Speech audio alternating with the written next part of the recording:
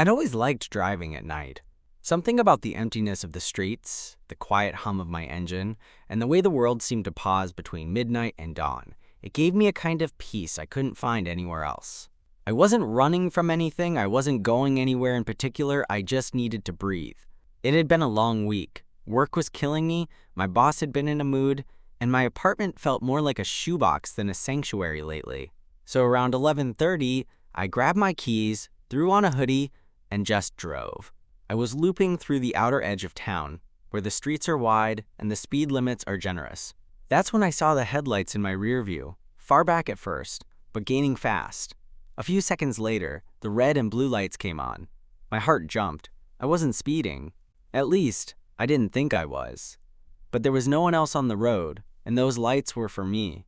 I pulled over, killed the engine, and sat there for a moment, trying to settle the spike of anxiety that always came with being stopped, even when you hadn't done a thing wrong. The cruiser door opened behind me. I checked the side mirror. He wasn't one of the regulars. Didn't look like any of the town cops I'd gotten used to seeing around. This guy was taller, broader. The cut of his uniform looked new, crisp, like it had just come back from the dry cleaners. His walk was measured, confident, like he knew exactly what kind of effect he had when he stepped up to someone's window. When he reached my door, I rolled it down and looked up. I didn't expect him to look like that. Square jaw, buzzed dark hair, stubble that was just edging into beard territory. His eyes were a kind of steel gray I'd never seen up close. Intense, unreadable. He wasn't just handsome. He was something else.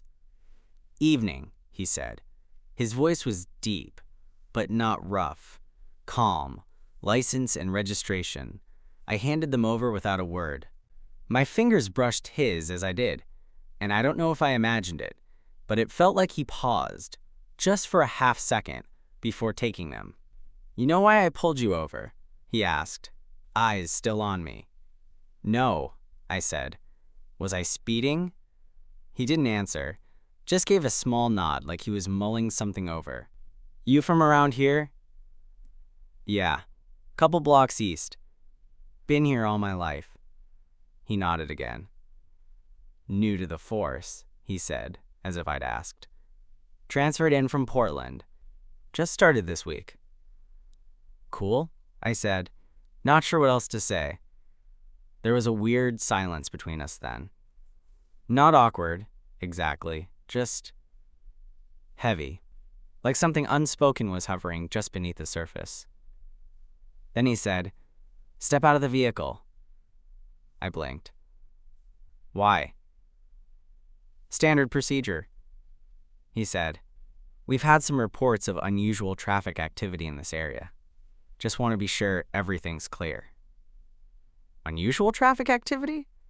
It sounded vague as hell, but something about the way he looked at me. Serious, unreadable, made me obey without another word. I stepped out onto the shoulder of the road, the air colder than I expected. He walked me to the back of the car. Face the vehicle, hands on the trunk. I hesitated for a beat, but did what he said. He started the search at my shoulders. His hands were strong, slow, methodical.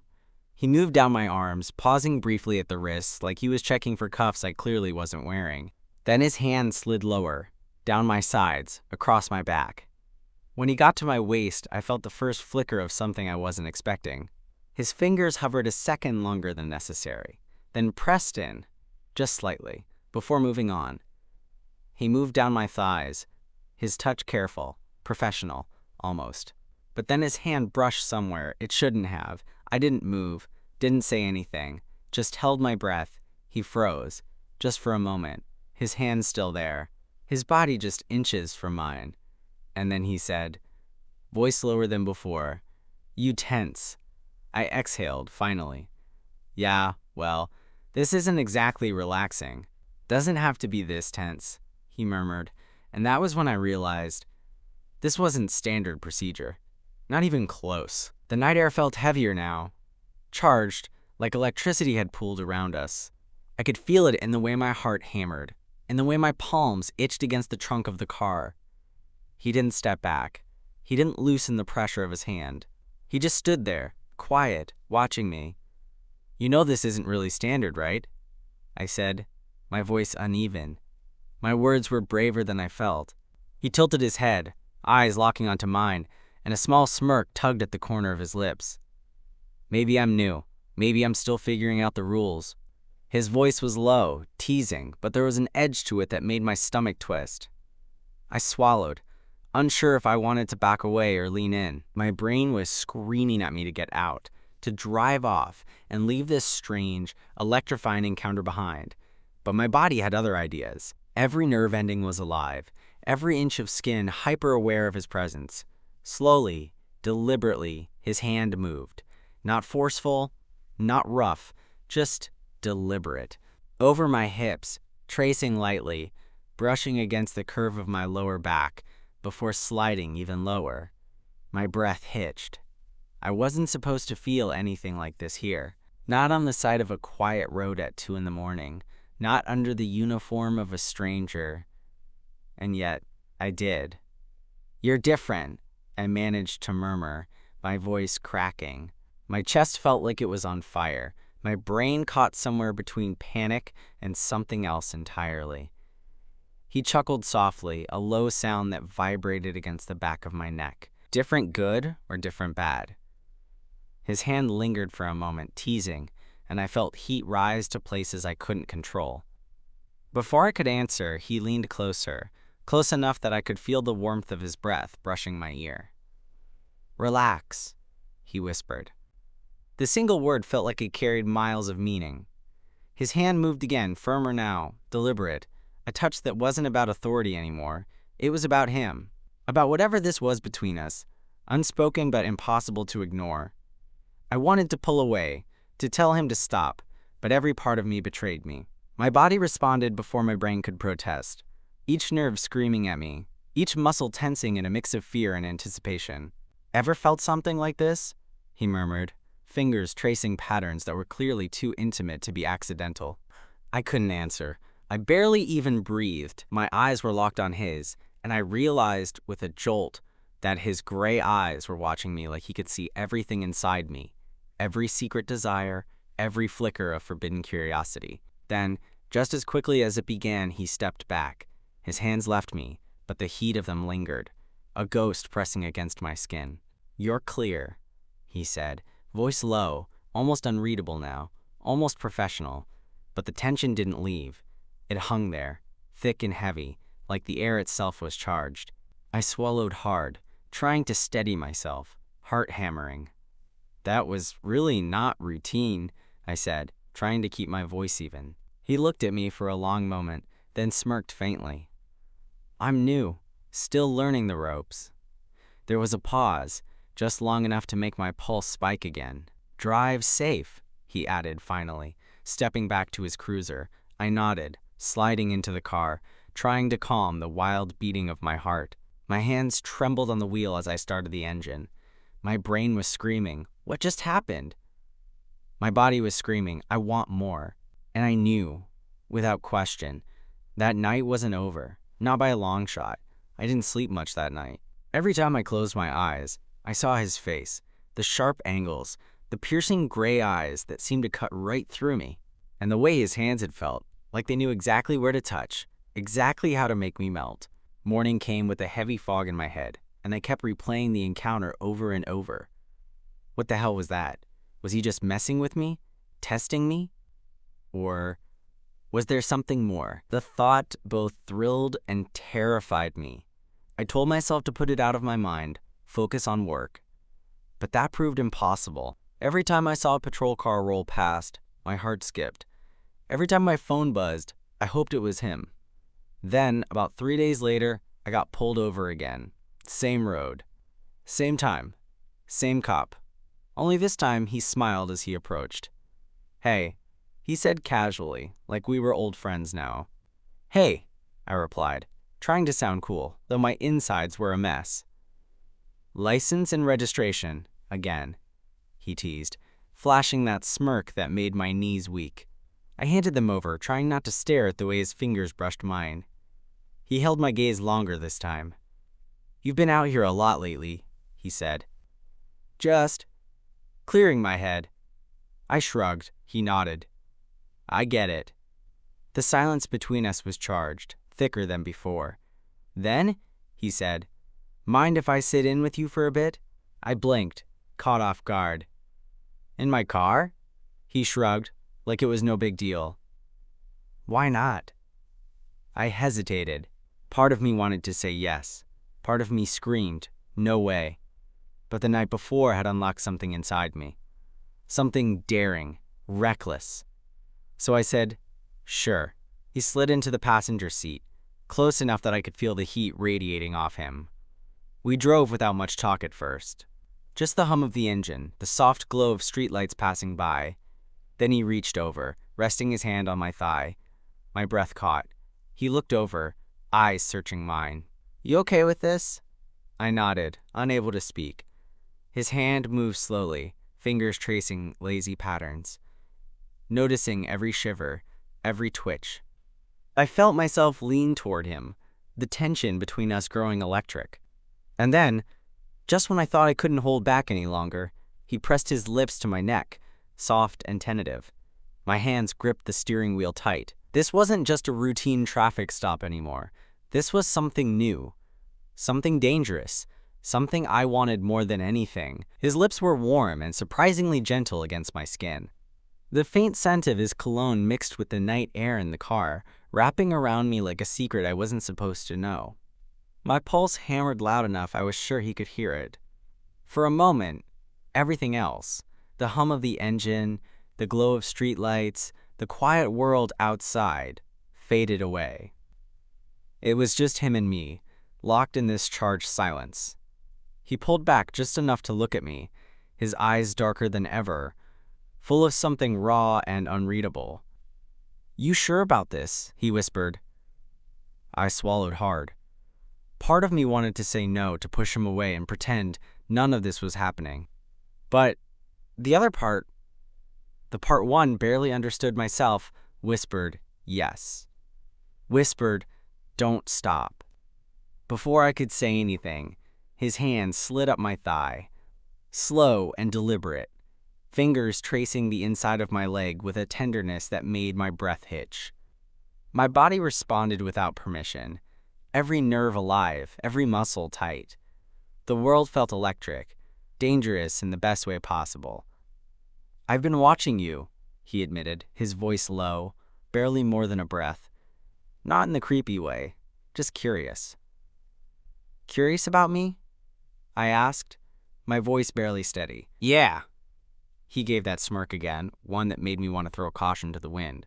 You're not like anyone else I've met. I needed to know. The confession sent a thrill through me I couldn't explain. We were parked on the side of a quiet road, but I felt like we were the only two people in the universe. He reached over, fingers brushing a stray lock of hair behind my ear. His touch was light, but it left fire in its wake. I don't usually do this, he said, voice barely audible. But with you, something feels different. I wanted to believe him, to believe this was real, that the night wasn't just a strange dream. Then, slowly he leaned in, lips meeting mine in a soft, searching kiss. I froze for a heartbeat before melting into it, the taste of him intoxicating. His hands framed my face, thumbs tracing my jaw as the kiss deepened, hungry and fierce. I never thought a traffic stop could change my life. But here we were. That kiss broke down every wall I didn't know I'd built. His hands slid from my face down to my shoulders, gripping gently but possessively. I could feel his heartbeat against mine, steady and strong, matching the wild rhythm pounding in my chest. We pulled apart just long enough for me to catch my breath, and his eyes searched mine like he was looking for permission. For some sign I was as caught up in this as he was. I don't do this either, I admitted, voice low and trembling. But I don't want to stop. A slow, genuine smile spread across his lips. Good, because neither do I. The car suddenly felt too small, too confining for all the electricity sparking between us. He shifted closer, hands sliding under my hoodie, tracing the lines of my ribs, fingers leaving a trail of fire wherever they touched. I shivered, every nerve ending alive, craving more of this dangerous closeness. His breath ghosted over my neck as he whispered, I want to know everything about you. My chest tightened, not from fear, but from this overwhelming need to surrender to whatever this was. The night stretched on, time slipping away as we explored the new territory between us, each touch, each breath, each whispered word drawing us deeper into a place neither of us expected to find. Somewhere between the flashing lights of his cruiser and the quiet hum of my car, we found something real, something raw and undeniable. Before he left, he pressed a soft kiss to my temple and said, "Next time, don't drive alone." I smiled, heart pounding. "I'll think about it." As he walked away into the darkness, I sat back in my seat, trembling, knowing my life had just changed forever. The days after that night felt like I was floating through a haze. Every time my phone buzzed, my heart jumped, hoping it was him. But there were no calls, no messages, just the ghost of that night lingering in my thoughts. Work felt dull, meaningless. The city's usual noise seemed muted, replaced by the echo of his touch, his breath, the way his eyes had looked at me, full of something I hadn't dared to name before. Then, one evening, just as the sun was dipping below the horizon, I heard a knock at my door. My pulse hitched before I even opened it. There he stood, uniform off, casual in a simple black tee and jeans, looking like he belonged more in my world than the one of flashing lights and authority. "Can I come in?" His voice was quieter than before, but still carried that same undeniable command. I stepped aside, heart racing as he entered, closing the door behind him. We stood there for a moment, the silence thick but comfortable, like we didn't need words to bridge the space between us. Finally, he said, "I couldn't stop thinking about you." I swallowed hard. "Same." He took a step closer, reaching for my hand. His touch was warm, grounding me in a way I hadn't felt in a long time. "I'm not just the new cop in town anymore," he murmured. "I want to be more." My breath caught. More sounds good. His smile was slow, genuine. Good, because I'm not going anywhere. We sat down, fingers intertwined, talking late into the night about everything and nothing. Plans, dreams, fears. The walls I'd built started to crumble as I let him in. For the first time in years, I felt like I could breathe again. And this time, it wasn't just the night air that gave me peace. The next few weeks were a whirlwind. We kept things quiet at first, nothing official, just stolen moments and secret smiles. But every touch, every late-night call, every whispered conversation chipped away at the barriers I'd built for years. He showed up at my apartment unannounced sometimes, just to hang out or watch a movie.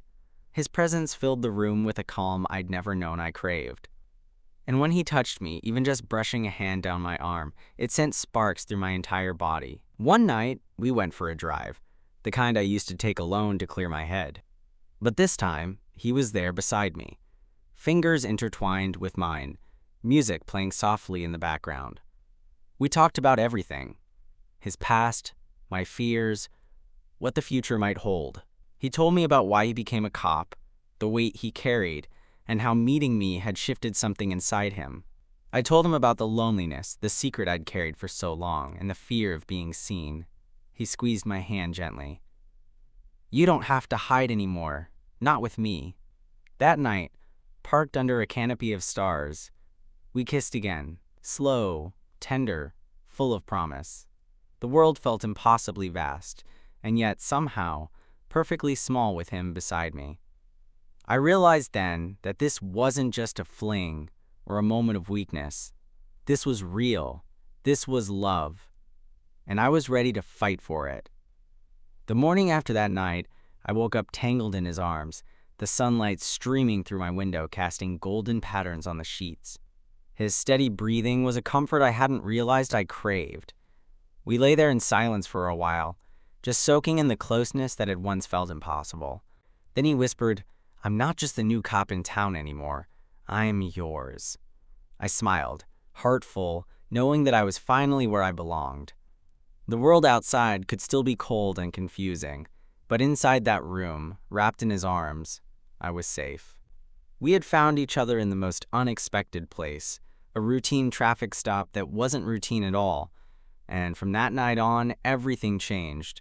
No more hiding, no more pretending, just us, together. After weeks of quiet dates and stolen moments, things started to feel more real and more complicated. The new cop, whose name I finally learned was Ryan, wasn't just a mystery anymore. He was someone I cared about deeply. But with his job came challenges I hadn't anticipated. One evening, Ryan showed up at my door looking tense, the weight of his badge heavy in his eyes. "There's something I need to tell you," he said, voice low. Turns out, Ryan's transfer to our town wasn't just for a fresh start. There was a reason he'd left Portland, a past that shadowed him, cases that hadn't closed, people who still watched him closely. "I want us to have a future," he said, "but I need you to know who you're getting into." His honesty cracked something open in me. It wasn't just the thrill or the rush anymore. It was trust. It was real. And I knew that no matter what came, we'd face it together. Days later, as Ryan's past threatened to catch up with us, we found ourselves tested in ways neither of us expected. Late one night, while we were out driving, a black SUV started following us, lights flashing but no siren. Ryan's grip tightened on the wheel, his eyes sharp and alert. "We're not alone," he murmured, glancing at me. Panic surged, but also a fierce protectiveness. Whatever had followed him wasn't just a shadow, it was a warning.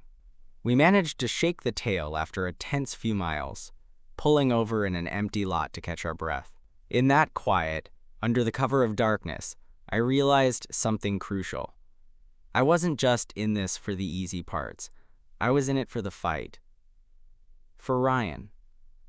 For us. He looked at me, breath ragged but steady, and smiled. "You ready?" I nodded, heart pounding. "Because this is just the beginning."